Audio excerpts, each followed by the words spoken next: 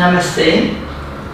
Why is the vast majority of mankind suffering? You told us something already. But in other words, what are the major causes of human suffering?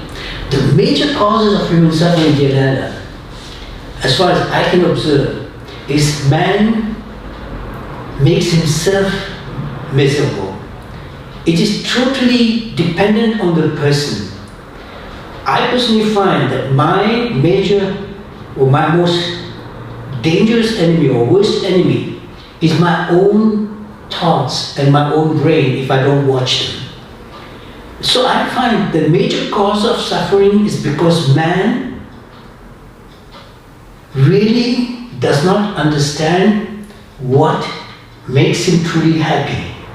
And the major cause of unhappiness is that man tries to live according to what others are asking him, and another thing is that man has not identified himself as an integral human being with mind, body and soul all in one harmony, and that he's always depending on an outside factor for fulfilling what he wants.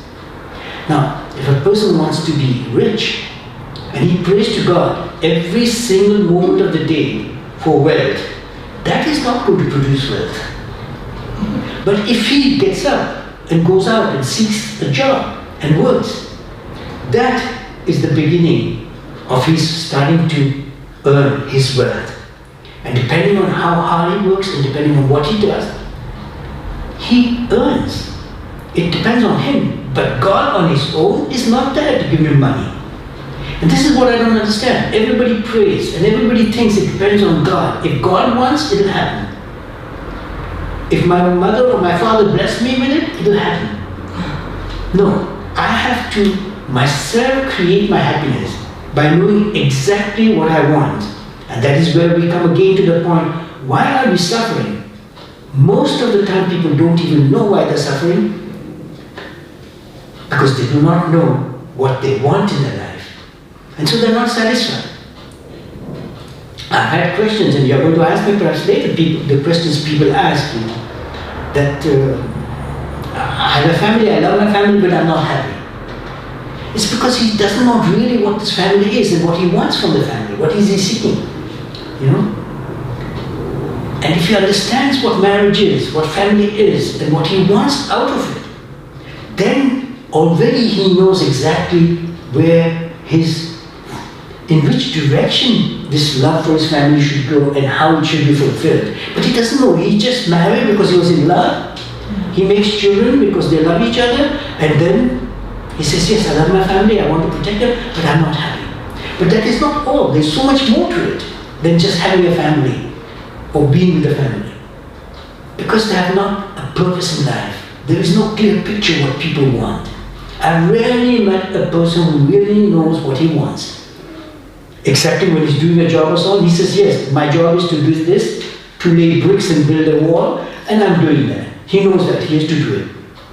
But if you ask him if he's happy, that is something totally different. He has to also know what is the purpose of his life. Why does he? What is he truly unhappy? Only he can find out. If he knew what he wanted, then he will see that he's unhappy because he's not attaining what he wants. But he can't attain what he wants if he does not know what he wants. So in my private consultations, I take a lot of time to explain to people how to go about deciding what they want. How to make clear pictures of what they want. Because everything you see around you that was created, including this space here where we are doing this interview, was done by an architect. But he knew exactly before even the first brick was laid, he knew exactly what he wanted and how he wanted. He even visualized it. And so the same thing, this chair, this desk behind me, everything, what I'm wearing, was created by a person who knew exactly what he was creating.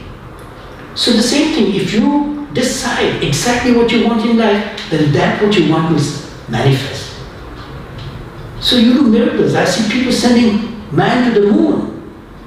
And the same scientists who built the rockets and who sent man to the moon come to me saying, they are unhappy. So, very simple. Yeah. It's because you don't know what you want and you're always depending on others. And this is a very important factor. This dependence on others, including God. No, prayers help, but not to fulfill what you want. To fulfill what you want, you have to do it. The prayers will make you one with this energy, divine consciousness. And that consciousness, if you apply towards what you want, then everything happens. But no, people just go and pray blindly. A prayer, and they repeat the words every day, every time, more times a day. But just repeating a prayer is not enough. I'm not saying that it does not have its value. What I'm trying to say is that it's not enough just to pray. You have to do what you pray.